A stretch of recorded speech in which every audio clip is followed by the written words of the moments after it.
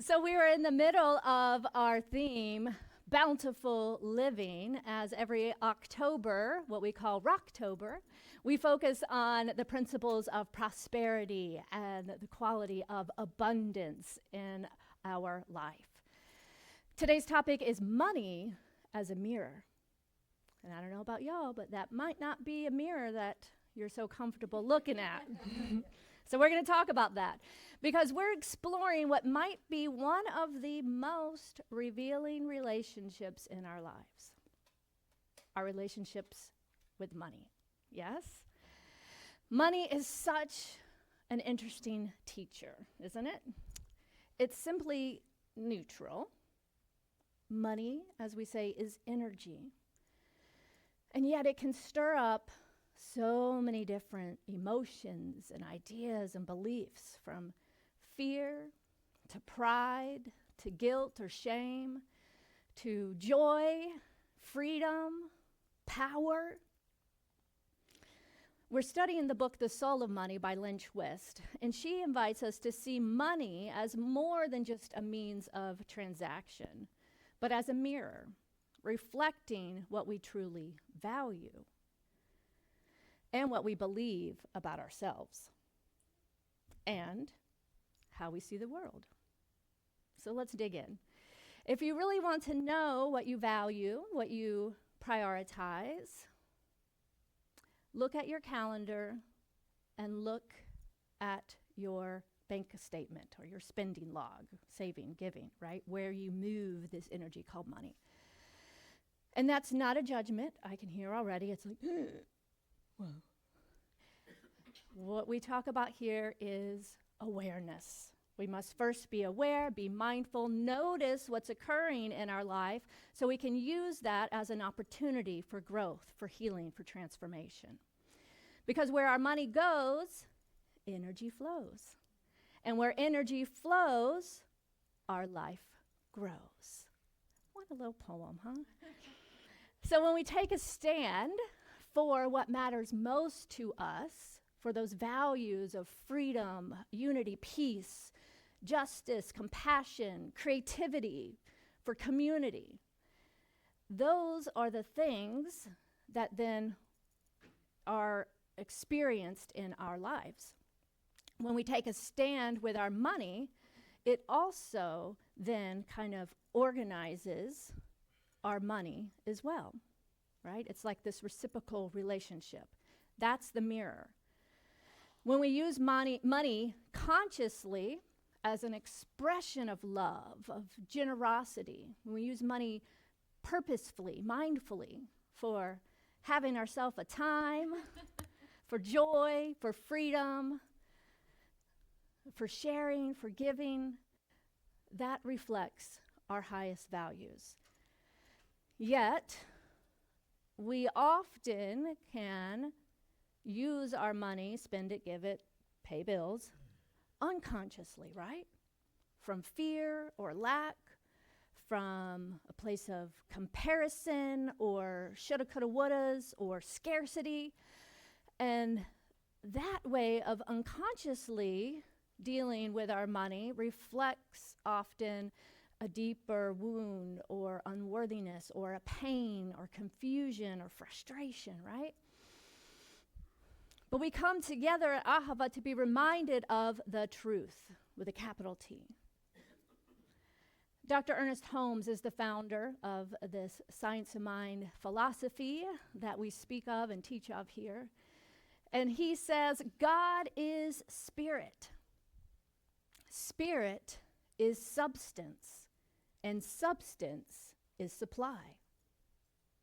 This is the keynote to a realization of a more abundant life, to the demonstration of success in financial matters.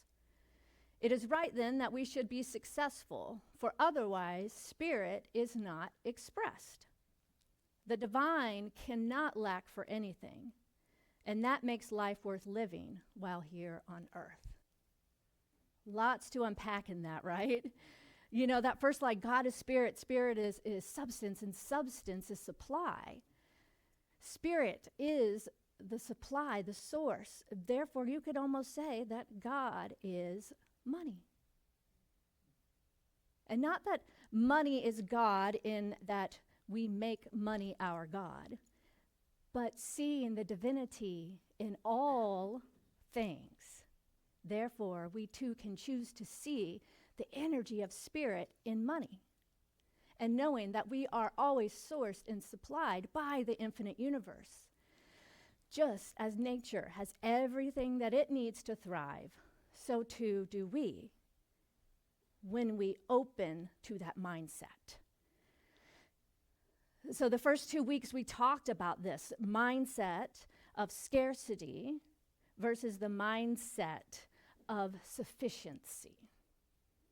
And now it's time to wake up to our relationship with money as that opportunity for spiritual growth, for freedom, for expression, and as a way to demonstrate our highest values and ideals. Otherwise, the unchallenged silence around this toxic money culture in the world remains in place, right? There's this kind of idea of like, well, don't talk about money. Don't talk about how much you make, or that's a...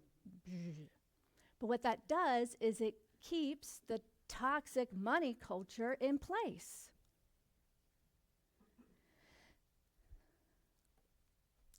And our relationship with money is something that once we wake up to, we can begin to challenge the nature of the collective consciousness narrative that thrives off of the belief of scarcity, right? It's all around us. Lack. Marketing is based on lack, not enoughness. You need this, you need that to be whole. And we're here to flip the script on that toxic idea. We live in a world where worth is often confused with wealth, and where more is the mantra, and where having enough rarely feels like enough, right? And that's the idea of sufficiency, knowing that you are enough and that you have enough just as you are. And it is from then that mindset that abundance can be expressed. And so it is. And yet there is so much power, right, in breaking the silence, calling out the toxic money culture of greed and the disparity that is occurring. And then daring to ask yourself, what do I stand for? And how can I show that with my money? What story do my dollars tell? Every financial choice we make, whether it's a donation, a purchase, or even a pause, carries energy. It's a vibration. Money talks, as they say, but it speaks with our voice, with our intention that we give it. So what is your money saying about you and about what you value and stand for? In a culture that constantly tells us that we're not enough, not rich enough, not successful enough, not good enough, it takes courage to choose differently, to reject that narrative and to stand in your inherent worth and value. To say, I am enough and I have enough and I can make a difference with who I am and what I have. Let's say that together. I am enough. I have enough. And I can make a difference with who I am and what I have.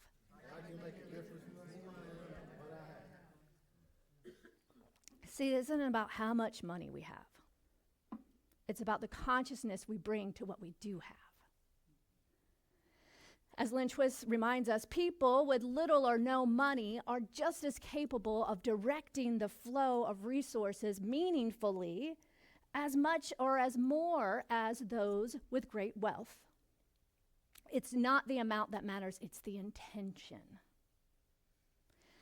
There's a great story that she shares in the book around, I'm going to paraphrase it. I highly encourage you to read this book if you haven't got it yet. Just get it. It's good. It's filled with her stories. You know, there's like a nugget of spiritual truth and then stories. A nugget of spiritual truth and then stories. And I personally love learning through stories as well. But she shares about when she was doing the fundraising for the Hunger Project. And it was one of her first big opportunities to go and get one of the largest sums of money that she had been asked to, what is the word, cultivate or raise, thank you. And she met with the head of a corporation in Chicago that had recently had some bad stuff in the news about something they did that had a bad negative impact on the environment. So they were getting some bad press, and so they're like, all right, they're willing to give a lot of money, right? They need to turn around their reputation here. So she met with the guy, and he was very transactional. He already had the check. She did her spiel, and he was just like, okay, here, that should clear us, right? And she was like, it felt icky. It felt gross. She felt that the energy of receiving that check felt like taking on all of his guilt. She left with the check, but very conflicted with her personal values and energy, but yet also being new to the job and thinking, but this is, I don't remember the amount now, but a very significant amount, maybe $75,000 or something. And again, this was late 90s. And it was like, she's like, but how, what? So she put it away, and she went on to her next appointment that evening, which was at a small community church. And it was a mostly African black church. And she met with these folks in the basement of this church with a leaky roof and, you know, just kind of noticing the difference, right, of being at the top of the corporate tower down into this leaky basement of this community church. She started to share stories of the impact of the Hunger Project and was so moved by the 8 women or so that were in this circle that said, thank you for what you're doing. You're making a difference. You're making an impact. Pulled out their wallets, 1s and 5s in the basket. And she sat there with that money, and she realized the vibration and the energy of this $200 that was collected feels so much more energized and filled with love and will make so much more of a impact energetically than that $75,000 check.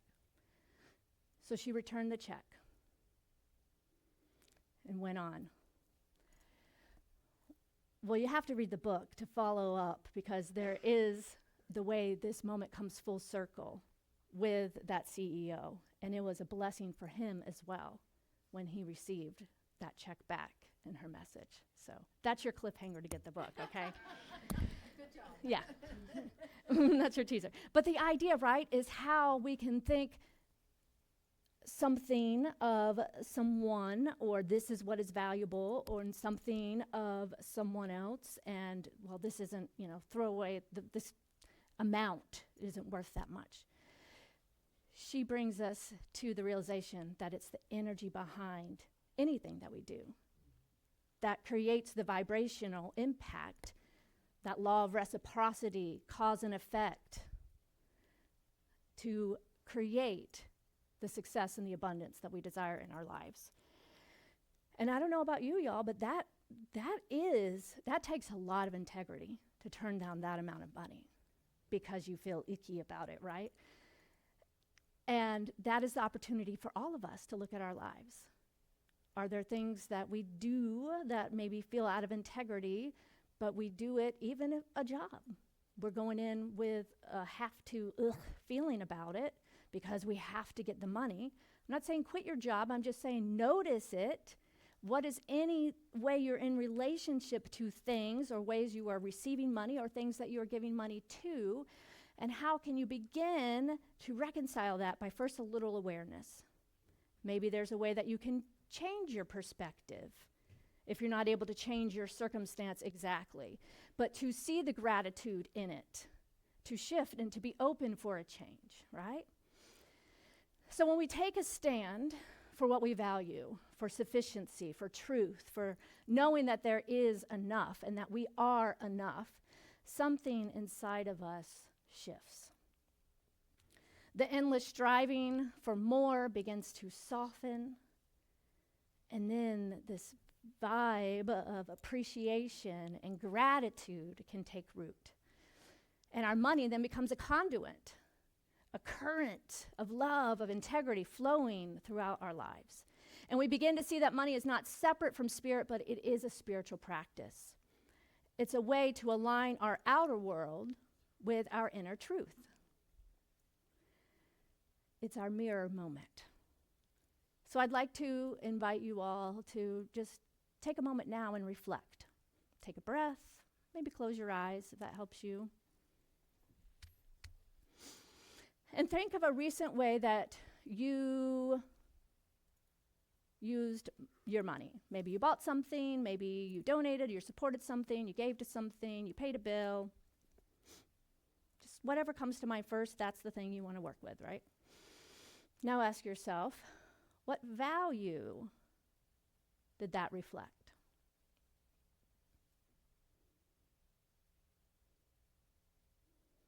And you may be thinking, well, how does pay my water bill reflect a value? Well, do you value clean water?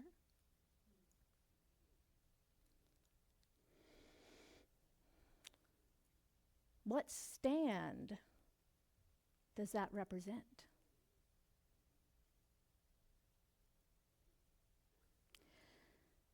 Maybe none. Maybe something you don't really want to stand for, or maybe something you feel really proud of. The step is just to recognize.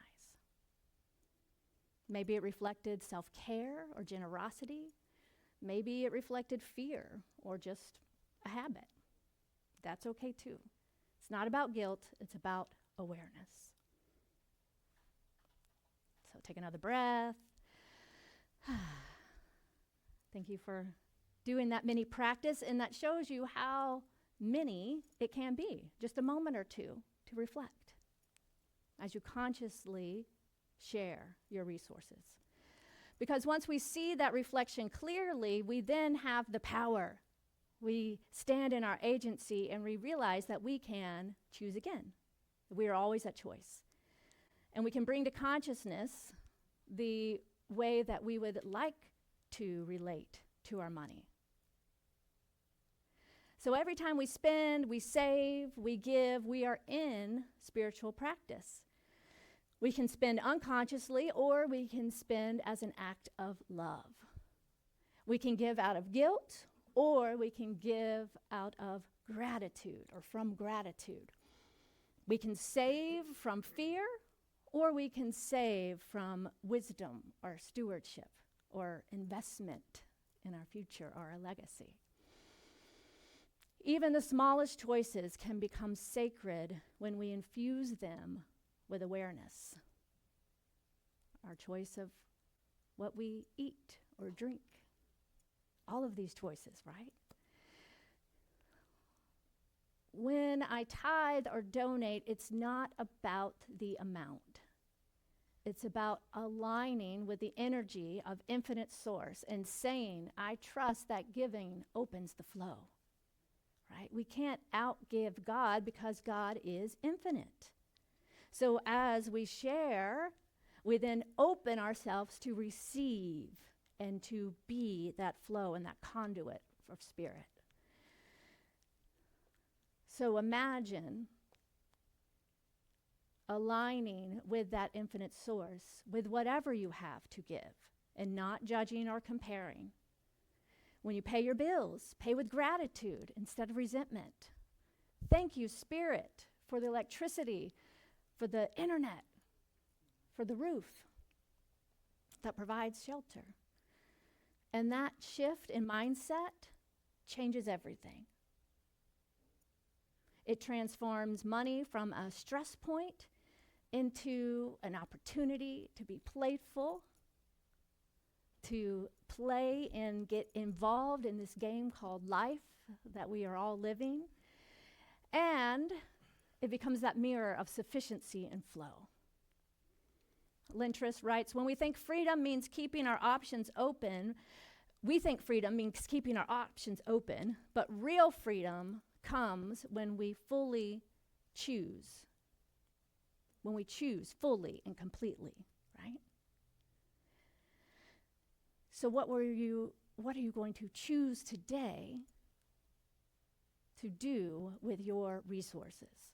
So we're talking about money today because it's something very tangible. It's a good place to practice.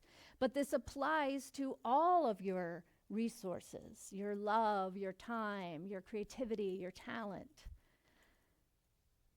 Instead of just being free by not choosing and keeping our option open, what would it be like to fully commit and give ourselves completely to love, to that relationship? Investing in yourself, your self-care, into your spiritual community, into that which you value completely. It's true with love, it's true with our time, our talent, and with money. When we commit to using our resources to align with our values, we discover a surprising sense of freedom. Goes back to the vibe of that song, right? Because we're no longer torn from confusion or living in scarcity, but we are pulled by that vision of abundance and sufficiency, grounded in appreciation and knowing that there is more than enough and that we are enough. So that means taking a stand and letting our money reflect our heart, not our fears, living in harmony, both inner and outer, with what we truly believe. So every moment is an opportunity to live our values through how we choose to share and express our resources, our spending, our saving, our giving. They all tell the story of our life. Money is not our master, it is our mirror. So don't let it control you, because you have agency and power. But wake up to that power by being willing to confront and look in that mirror and to see if there's something that needs to shift. Look with eyes of love, of gratitude, and purpose, knowing that what you see reflected back is your own divine wholeness. So this week, I invite you to take a stand. Break the narrative of scarcity and let your money speak with the voice of your heart. Let it say, I choose love, I choose integrity, I choose freedom, and I choose generosity. Because every dollar, every act of giving, every conscious choice carries your energy into the world, creating that ripple effect. And when you endow that energy with intention and love, you become that force of transformation. And together, we can co-create a world that works for all, one conscious choice at a time, yes? So let us close again by affirming our affirmation. Repeat after me. I consciously choose how to spend, save, and give of my resources. Here's another one. Money reflects my values. It magnifies my love. And so it is. Okay, let's pray. Yes. Taking that deep breath again. Feeling into this moment, the love that is present here, the all-sufficiency of a source of life, of God, Spirit itself, knowing that there is only one divine activity that is the source back of all things, expressing in, as, and through me, in, as, and through all of life. It is from this place of oneness that I affirm, claim, declare right here, right now, that abundance is my birthright. I am enough. I have enough. It feels good to share of my good, of my resources, my time, my talent, my treasure, knowing that I activate the flow of life itself, of the divine, through me. in every way I choose to give. I activate the flow of endless, infinite supply.